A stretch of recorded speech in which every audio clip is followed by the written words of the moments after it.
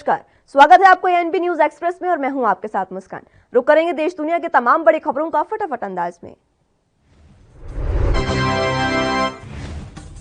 देश में बढ़ रहे कोरोना संक्रमण की वजह से प्रधानमंत्री नरेंद्र मोदी अगले महीने होने वाली G7 समिट में हिस्सा नहीं लेंगे। मंगलवार को विदेश मंत्रालय की ओर से इस बात की जानकारी दी गई है। विदेश मंत्रालय के प्रवक्ता ने बताया कि कोरोना संक्रमण की वजह से प्रधानमंत्री नरेंद्र मोदी ब्रिटेन में होने वाली G7 समिट का हिस्सा नहीं होंगे।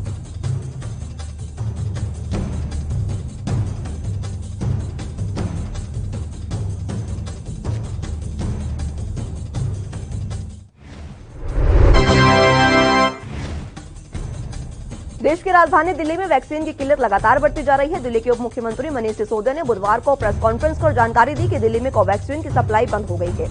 दिल्ली की स्थिति ये है कि अब करीब 100 सेंटर्स बंद करने की नौबत आ गई है।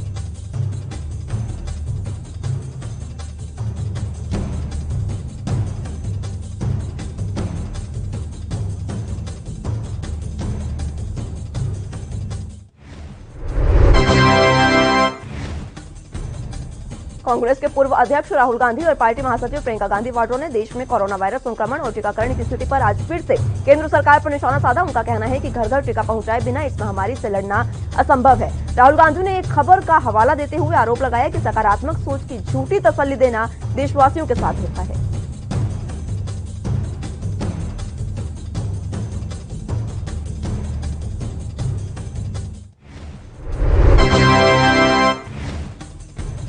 बिहार के हाजीपुर में पप्पू यादव की गिरफ्तारी के बाद भारी बवाल हो गया है। पटना में गिरफ्तारी के बाद पुलिस टीम पप्पू यादव को पटना से लेकर मधेपुरा के लिए निकली थी, लेकिन पप्पू यादव को ले जा रही पुलिस टीम को उनके समर्थकों ने नेशनल हाईवे पर घेर लिया और हमला कर दिया।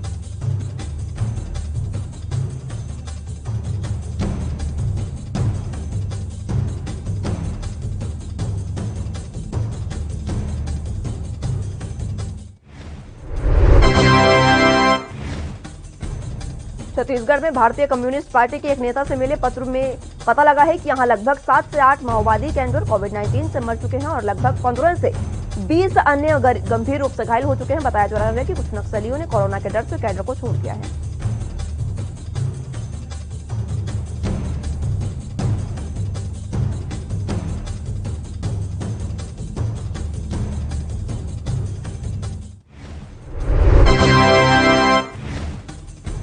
छत्तीसगढ़ के मुख्यमंत्री भूपेश बघेल ने कहा कि कोरोना संकट के बावजूद राज्य के किसानों के हितों की अनदेखी और उनकी जरूरतों को पूरा करने में किसी भी तरह की कमी नहीं आने दी जाएगी। खरीफ सीजन 2021 को ध्यान में रखते हुए राज्य सरकार किसानों की डिमांड के अनुरूप न सिर्फ खाद और बीज की व्यवस्था में जुट गई है, बल्कि तेजी से इनका भंडारण समितियों में भी करना शुरू कर दिया है।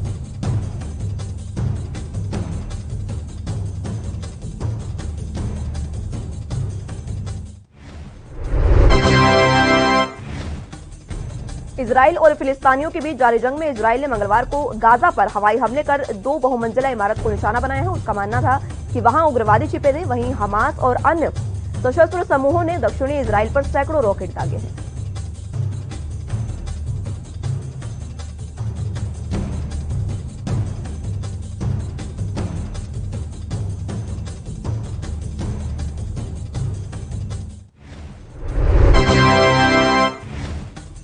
मध्य प्रदेश के लिए अच्छी खबर सामने आ रही है। अब संक्रमितों की संख्या में लगातार कमी आ रही है। 24 घंटे में 8,970 नए पॉजिटिव केस मिले हैं। ये पिछले 25 दिनों में सबसे कम है। वहीं 11 मई को 10,324 मरीजों को डिस्चार्ज किया गया है। 6 दिन बाद स्वस्थ होने वालों की संख्या नए संक्रमितों से ज्यादा है, लेकिन कोरोना से हो रही मौतों का आंकड़े में ज्यादा कमी नहीं आई है।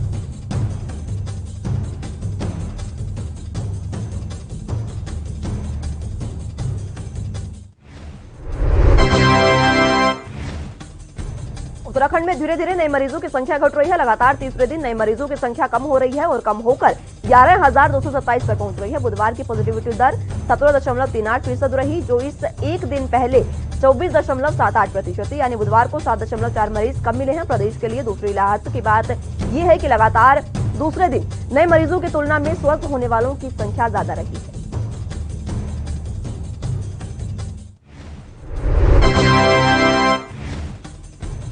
कोरोना की दूसरी लहर देश के लिए ज्यादा खतरनाक साबित हो रही है। केंद्र सरकार ने कहा कि भारत के लगभग 90% हिस्से में हाई पॉजिटिविटी रेट देखने को मिल रहा है। देश में 734 जिलों में से 640 जिले पॉजिटिविटी रेट 5% से ज्यादा हो रहे हैं और यहां ये नेशनल थ्रेशोल्ड लेवल पर ऊपर आ गया है।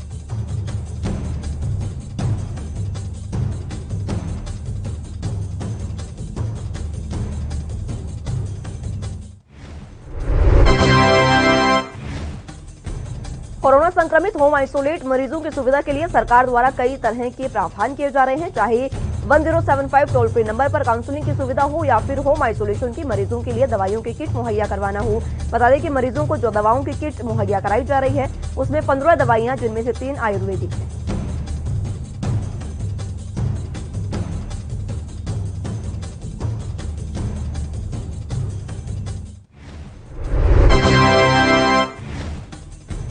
कोरोना को मात देने के लिए दिल्ली में कोविड-19 वैक्सीन की कमी को लेकर आम आदमी पार्टी बीजेपी के बीच सियासत तेज हो गई है। नई दिल्ली सीट से बीजेपी सांसद मीनाक्षी लेखी ने मंगलवार को कहा कि लगातार विज्ञापन आ रहे हैं कि अरविंद केजरीवाल दिल्ली में यूनिवर्सल वैक्सीन उपलब्ध कराने वाले हैं। अब तक न तो ग्लोबल टेंडर किया गया है और न ही कहीं से वैक्सीन का प्रावधान किया गया है।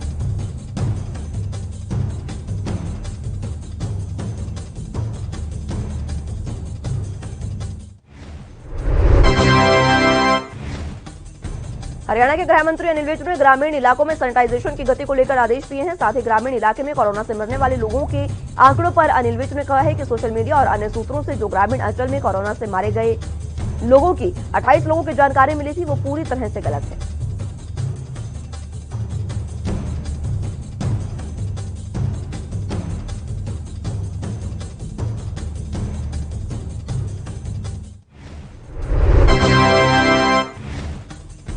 मध्य प्रदेश के इंदौर में थाना प्रभारी पर गिरी गाज पर मारपीट का मामला सामने आया है। दरअसल पीड़ित के परिजनों का आरोप है कि उसे पुलिस थाने में बंद करके उसके साथ मारपीट की गई है। युवक को जंजीरों में जकड़कर मारा गया है। इतना ही नहीं, परिजनों ने कहा कि उन पर 1 लाख रुपए मांग भी की जा रही थी उनसे। फिलहाल पुलिस मामले की जांच में जुटी है।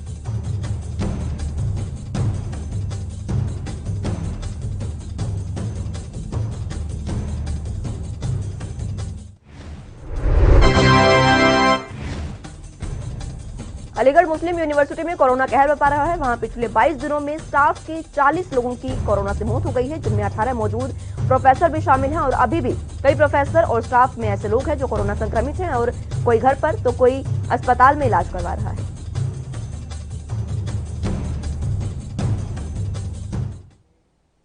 फिलहाल यहां रुकेंगे एक छोटे से ब्रेक के लिए, जल्द हाजिर होंगे।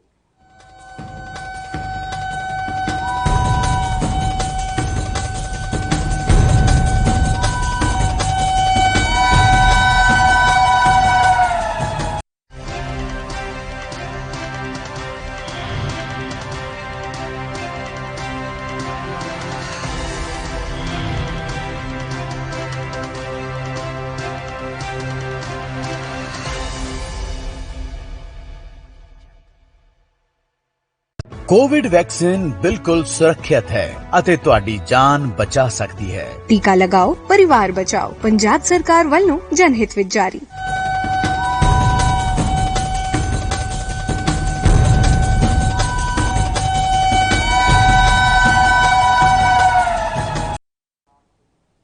ब्रेक के बाद एक बार फिर से रुक करते हैं खबरों की ओर।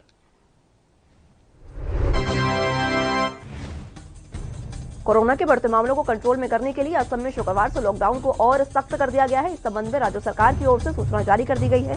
राज्य सरकार की ओर से जारी आदेश के मुताबिक साप्ताहिक बाजारों को अगले 15 दिनों के लिए बंद रखा जाएगा।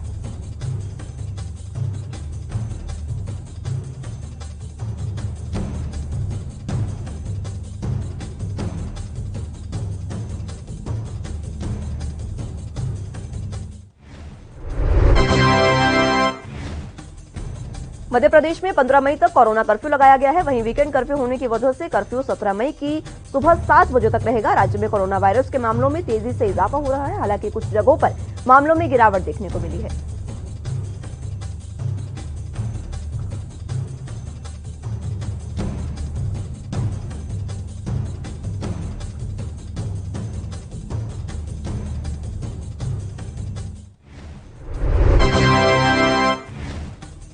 ब्लैक फंगस से होने वाली दुर्लभ बीमारी म्यूकरमाइकोसिस अब छत्तीसगढ़ में पहुंच गई है। अभी तक कोरोना से ठीक हुए बुजुर्ग मरीज ही इसके शिकार हुए हैं। हालात ऐसे हैं कि पिछले 10 दिनों में 14 से अधिक मामलों की पुष्टि हो चुकी है। वहीं इसके इलाज में इस्तेमाल होने वाली दवाओं की भी किल्लत जारी है।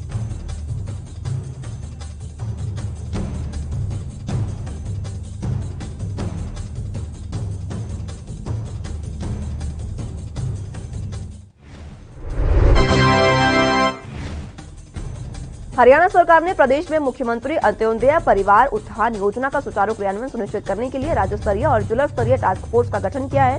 सामाजिक न्याय और अधिकारिता विभाग इस योजना के लिए नोडल विभाग होगा।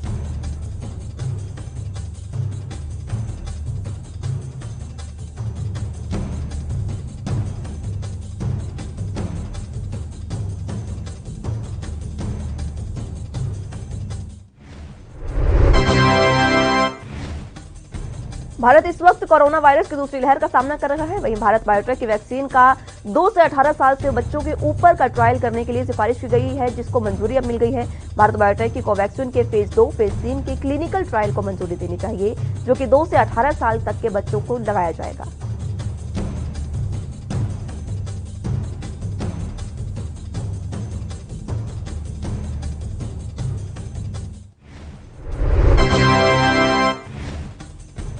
दिल्ली में कोरोना के बढ़ते मरीजों के लिए कई कोविड केयर सेंटर खोले गए हैं, जहां कोरोना संक्रमितों को आइसोलेट किया जा रहा है। वहीं दिल्ली स्थित छतरपुर के Sardar Patel covid care centre Radha Swami Vyas में कोरोना संक्रमितों के लिए आईटीबीपी के परामर्शदाताओं द्वारा योग और ध्यान सत्र का आयोजन किया गया।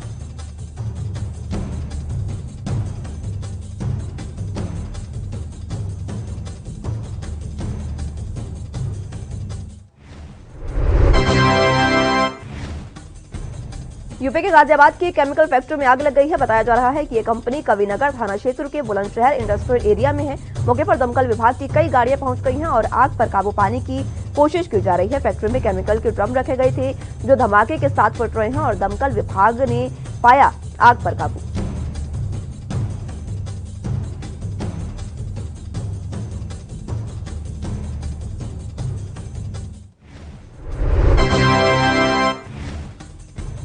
कोरोना संकट के बीच देश के अस्पतालों में आग लगने का सिलसिला लगातार जारी है। अब गुजरात के भावनगर स्थित जनरेशन अस्पताल में आग लग गई है। बताया जा रहा है कि अगर तीसरी मंजिल पर यह आग लगी है, जहां पर आईसीयू बेड थे। जब आग लगी उस वक्त आईसीयू में 70 से ज्यादा मरीज एडमिट थे।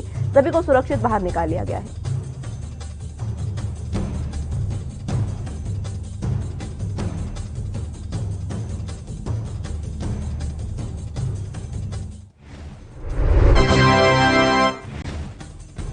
यरूशलेम स्थित अल अक्सा मस्जिद में फिलिस्तीनियों और इजरायली सुरक्षा बलों के बीच सोमवार को झड़प देखने को मिली और ये अब और भी हिंसक हो चुकी है। उस घटना के बाद फिर फिलिस्तीनी और इजरायल के बीच आर पार की जंग देखने को मिली है। दोनों तरफ से रॉकेट दागे जा रहे थे और कई लोग इसमें अपनी जान गंवा रहे हैं।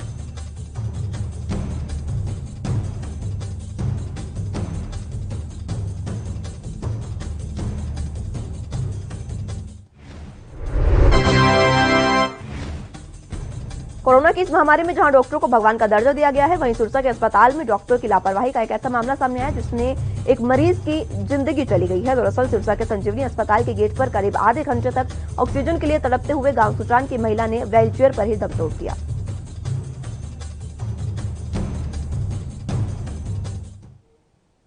एक छोटे से ब्रेक के लिए रुकेंगे, जल्द हाजिर होंगे।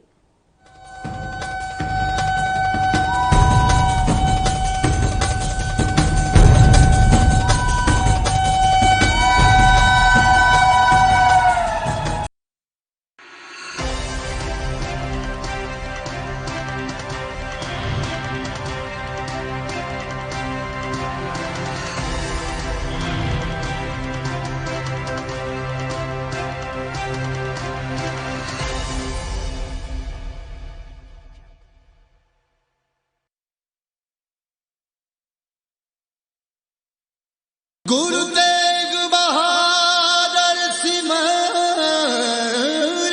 1667 ਈਸਵੀ ਦੇ ਵਿੱਚ ਜਦੋਂ ਗੁਰੂ ਤੇਗ ਬਹਾਦਰ ਮਹਾਰਾਜ ਜੀ ਅਸਾਮ ਔਰ ਹੋਰ ਸਥਾਨਾਂ ਤੇ ਪ੍ਰਚਾਰ ਦੀ ਫੇਰੀ ਦੌਰਾਨ ਨਿਕਲੇ ਸਨ ਤਾਂ ਉਸ ਟਾਈਮ ਅਸਾਮ ਧੋਬੜੀ ਸਾਹਿਬ ਢਾਕਾ ਹੁੰਦੇ ਹੋਏ ਤੇਗ ਬਹਾਦਰ ਮਹਾਰਾਜ ਇਸ ਸਥਾਨ ਤੇ ਪਹੁੰਚੇ ਸਨ। ਉਹਨਾਂ ਨੂੰ ਪਤਾ ਲੱਗਾ ਕਿ ਇਸ ਸਥਾਨ ਤੇ ਗੁਰੂ ਨਾਨਕ ਸਾਹਿਬ ਜੀ ਆਏ ਸਨ ਤਾਂ ਸੰਗਤਾਂ ਦੇ ਕਹਿਣ ਤੇ ਗੁਰੂ ਤੇਗ ਬਹਾਦਰ ਮਹਾਰਾਜ ਜੀ ਨੇ ਵੀ ਇਸ ਸਥਾਨ ਤੇ ਆ ਕੇ ਨਿਵਾਸ ਕੀਤਾ ਸੀ ਔਰ ਸੰਗਤਾਂ ਨੂੰ ਗੁਰਬਾਣੀ ਦੇ ਨਾਲ ਜੋੜਿਆ ਸੀ। ਉਸ ਟਾਈਮ ਬੀਤੇ ਸਵੇਰੇ ਸ਼ਾਮ ਦੋਨੋਂ ਟਾਈਮ ਕੀਰਤਨ ਹੁੰਦਾ ਸੀ ਔਰ ਅੱਜ ਤੱਕ ਇਸ ਗੁਰਦੁਆਰਾ ਸਾਹਿਬ ਵਿਖੇ ਸਵੇਰੇ ਸ਼ਾਮ ਦੋਨੋਂ ਟਾਈਮ ਕੀਰਤਨ ਹੁੰਦਾ ਹੈ। ਸਭ ਸੰਗਤਾਂ ਇੱਥੇ ਦਰਸ਼ਨ ਵਾਸਤੇ ਆਉਂਦੀਆਂ ਹਨ। ਸੰਗਤਾਂ ਦੀਆਂ ਮਨੋਕਾਮਨਾਵਾਂ ਗੁਰੂ ਸਾਹਿਬ ਆਪਣੀਆਂ ਰਹਿਮਤਾਂ ਕਰਕੇ ਪੂਰੀਆਂ ਕਰਦੇ ਹਨ ਔਰ ਸੰਗਤਾਂ ਦੀਆਂ ਜੋ ਵੀ ਮਨੋਕਾਮਨਾ ਹੁੰਦੀਆਂ ਹਨ ਇਸ ਸਥਾਨ ਤੇ ਆ ਕੇ ਪੂਰੀਆਂ ਹੁੰਦੀਆਂ ਹਨ। ਵਾਹਿਗੁਰੂ ਵਾਹਿਗੁਰੂ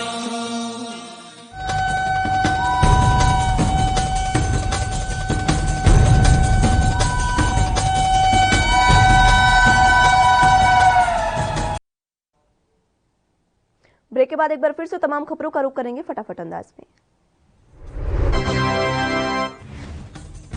देश में कोरोना वैक्सीन लगाने में हरियाणा 15वें नंबर पर है। प्रदेश में 44,02,220 डोज लोगों को लगाई गई है। अगर प्रतिशत के अनुसार खराब डोज की बात करें तो आंकड़ा अगर निकालें 2,87,467 होता है। केंद्र सरकार शुरुआती दौर में प्रति डोज 210 रुपए खरीद रही थी। उस हिसाब से इसकी कीमत 6,03,68,000 रुपए है।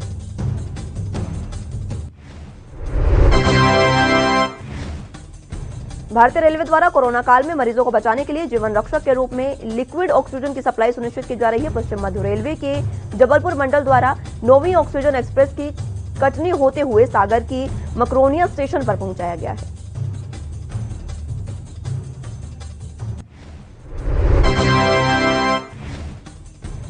कोरोना सुनामी को रोकने के लिए उत्तर प्रदेश शासन के निर्देश पर सभी जिलों में 17 मई तक कर्फ्यू लागू कर दिया गया है। अमेठी जिले के वारिसगंज चौराहे पर कोरोना गाइडलाइंस की धज्जियां उड़ाई जा रही थी और वहीं अमेठी के बाजारों की बात करें तो लोग कोरोना कर्फ्यू के नाम पर भद्दा मजाक कर रहे हैं।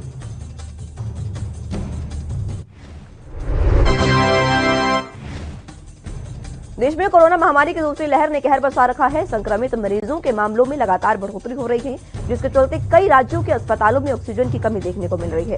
देश में ऑक्सीजन की कमी को पूरा करने के लिए केंद्र सरकार राज्यों में ऑक्सीजन टैंकर भिजवाकर ऑक्सीजन की आपूर्ति करवा रही है। वहीं उत्तराखंड को 80 मीट्रिक टन ऑक्सीजन की आपूर्ति की गई है।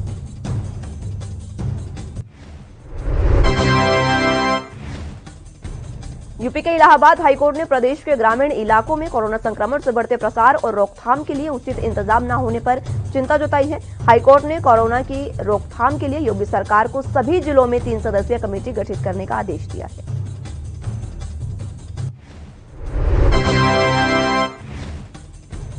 बंगाल की खाड़ी से आ रही नम हवाओं के साथ ही लगातार बन रहे द्रोणिका और चक्रवात के प्रभाव से छत्तीसगढ़ में 24 घंटे में हुई सर्वाधिक बारिश के मामलों में राजधानी रायपुर में अब सर्वाधिक बारिश साल 2020 में 34.1 mm दर्ज की गई है।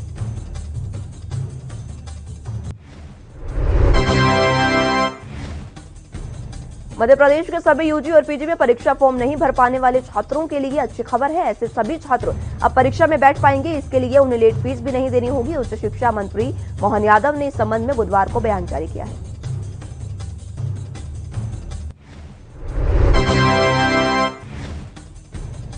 यूपी के मुरादाबाद में जैसे ही शराब की दुकानों के खुलने की खबर शराब के शौकीनों को लगी, वो फौरन ही शराब की दुकान खुलने के बाद वहां लंबी लंबी लाइनों में खड़े नजर आए। लेकिन सरकार ने जो आदेश दिए थे कि शराब की दुकानों पर कोविड गाइडलाइंस का पालन किया जाएगा, उन आदेशों की धज्जियां उड़ती नजर आई हैं।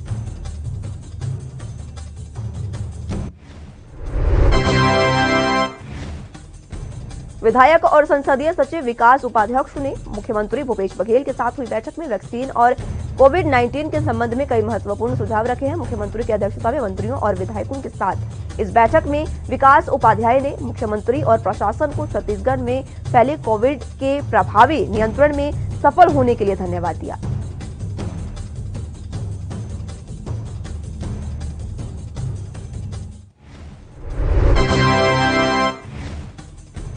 हरियाणा में कोरोना लगातार बढ़ता जा रहा है। पहले शहर के लोग कोरोना पॉजिटिव हो रहे थे, लेकिन अब ये संक्रमण गांवों तक जा पहुंचा है। भविष्य में संसाधन कम ना पड़े, इसके लिए जिला प्रशासन ने तैयारी भी शुरू कर दी है। पिछले साल रोडवेज विभाग को गुलाबी रंग की मिनी बसें मिली थी।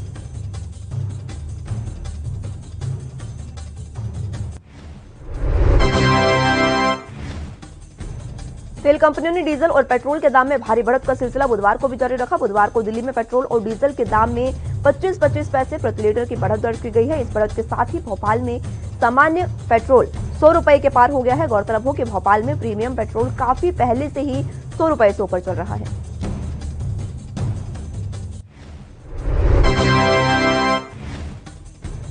छत्तीसगढ़ के सुकमा जिले में नक्सलियों ने मंगलवार को एक सहायक आरक्षक की डंडे से पीट-पीटकर बेरहमी से हत्या कर दी है। मामला दौरनपाल क्षेत्र का है, जहां जांच सहायक आरक्षक Bitti Bhima SIB special investigation branch में पदस्थ था। उनकी ड्यूटी दौरनपाल में थाने में लगाई गई थी।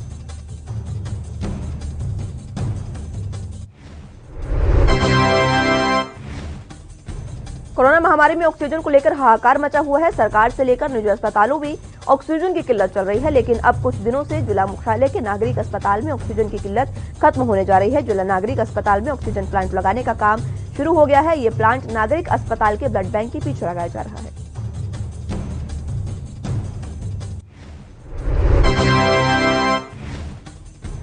कोरोना महामारी के बीच जहां लॉकडाउन की स्थिति है, लोग घरों से बाहर निकलने से कतरा रहे हैं। इसी समय हरियाणा के हिसार जिले के भाटला गांव में 90 वर्षीय बुजुर्ग महिला को बहू और पोते ने पीट कर घर से बाहर निकाल दिया। बुजुर्ग महिला रोती बिलखती हुई कई घंटों तक गली में पड़ी रही। इस दौरान ग्रामीणों ने उसका वीडियो बनाकर सोशल मीडिया पर वायरल किया।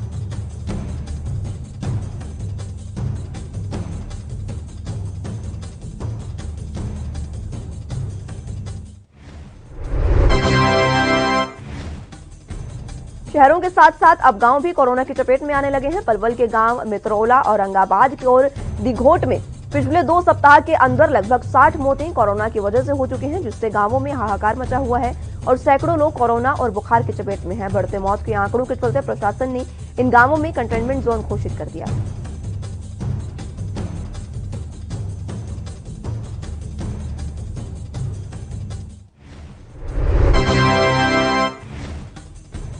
कोरोना वायरस और आर्थिक तंगी से जूझ रहे पाकिस्तान के प्रधानमंत्री इमरान खान ने एक बार फिर कश्मीर राग अलापा। इमरान खान ने मंगलवार को कहा कि जब तक नई दिल्ली जम्मू कश्मीर के विशेष दर्जे को रद्द करने का निर्णय वापस नहीं लेता, तब तक पाकिस्तान भारत से वार्ता नहीं करेगा।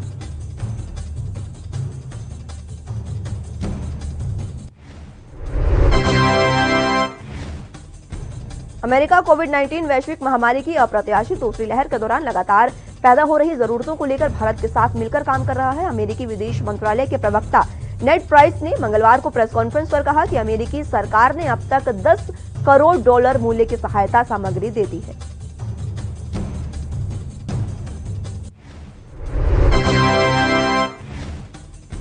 अमेरिका में चुनावों के बाद संसद में हुई हिंसा की घटना में प्रशासनिक स्तर पर लिए गए सभी निर्णयों की जिम्मेदारी तत्कालीन कार्यवाहक रक्षा मंत्री क्रिस्टोफर मिलर ने अपने ऊपर ले ली है। उन्होंने देरी से सेना में पहुंचने पर सफाई दी है कि पहले से सेना भेजने पर समर्थकों ने तख्तापलट का भ्रम हो सकता था। ऐसे में मामला और गंभीर हो जाता।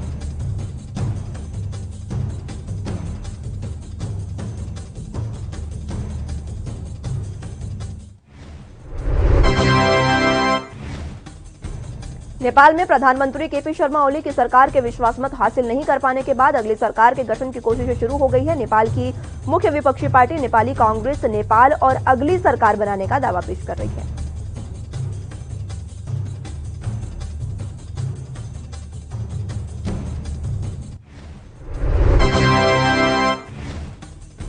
कमजोर वैश्विक संकेतों के कारण आज सप्ताह के तीसरे कारोबारी दिन यानी बुधवार को शेयर बाजार लाल निशान पर खुला। बॉम्बे स्टॉक एक्सचेंज का प्रमुख इंडेक्स सेंसेक्स 221.45 अंकों की गिरावट के साथ 48,940.36 के स्तर पर खुला। वहीं नेशनल स्टॉक एक्सचेंज का निफ्टी 50.30 अंक नीचे जाकर 14,800.50 के स्तर पर खुला।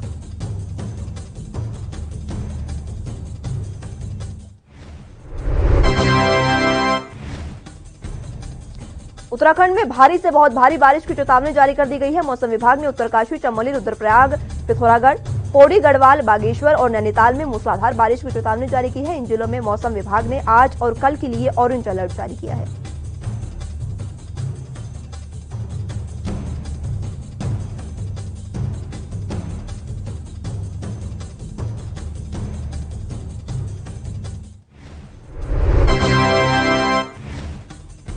बिग बॉस फेम अभिनेत्री और बीजेपी नेत्री सोनाली फोगाट एक बार फिर से सुर्खियों में है। इस बार वो अभद्र संदेशों को लेकर चर्चा में है। एक अज्ञात शख्स ने उन्हें सोशल मीडिया पर अभद्र संदेश भेजे हैं। उनके खिलाफ अभद्र कमेंट भी किए हैं। सोनाली फोगाट ने मामले की शिकायत मिलगेट थाने में दी है।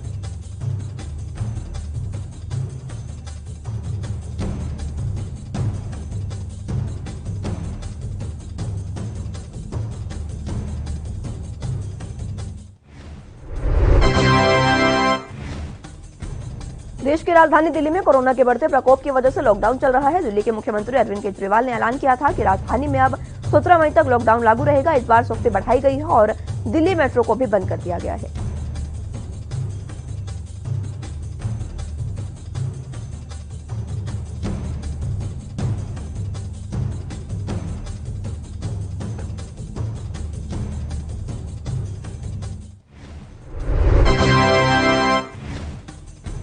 एसीएमओ की मौजूदगी में कोतवाली नगर पुलिस ने समर्पण हॉस्पिटल को सील कर दिया है। बता दें कि बिना पंजीकरण के ये हॉस्पिटल चल रहा था और कोविड मरीजों को बिना अनुमति के भर्ती कर रहा था, जिसमें से 6 कोविड मरीज समर्पण हॉस्पिटल में जिला महिला कोविड अस्पताल में शिफ्ट किए गए हैं।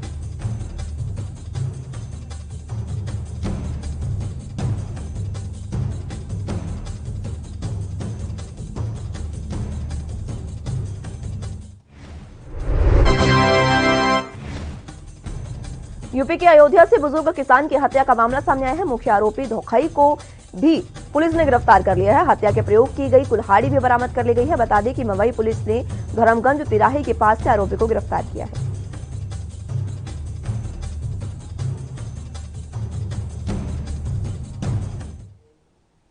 फिलहाल के लिए एनबी एक्सप्रेस में बस इतना ही। आप जुड़े रहिए एनबी न्यूज के साथ। नमस्कार।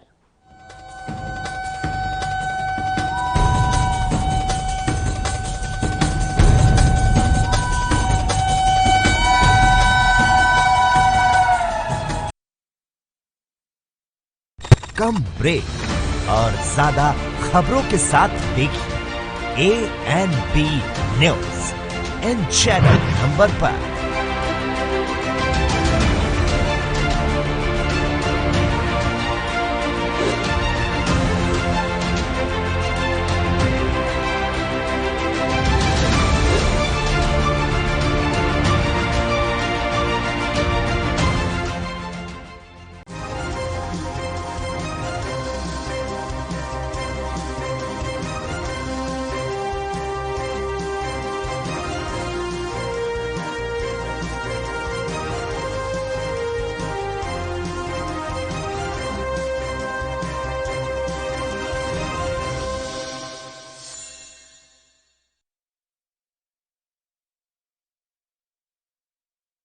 गुरु तेग बहादुर सिमरिए।